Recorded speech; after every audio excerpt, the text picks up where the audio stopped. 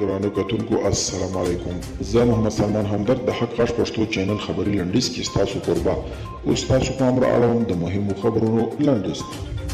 افغان دفاع وزارت ویلي چې د نیمروز ولایت په خاشرود ولسوالۍ کې د طالبانو له زندان څخه 100 تنه سرتیري د عملیاتو په ترڅ کې راخوشي کړي دي. په یادو کسانو کې 19 تنه د اردو او 3 تنه د پولیسو سرتیري شامل دي. خبر زیاتوي چې د دې عملیاتو په ترڅ کې 9 تنه طالبان هم وژل شوي دي، خو طالبانو تر اوسه په دې اړه څه نه دي ویلي. هند په افغانستان کې د روان تاوتریخوالي او هدفي بریدونو په اړه اندېښنه ښودلې ده. د هند د بهرنیو چارو وزارت په یو خبره کړې اعلامیه کې ویلي چې په افغانستان کې اوسنی وضعیت او هدفي بریدونه د جدي اندېښنې وړ دي. امریکا وايي د سرتیرو وتلو په موده کې یې که پر ځواکونو هر ډول ترهګریز برید کیږي نو له سخت او قوي ځواک سره به مخ کیږي.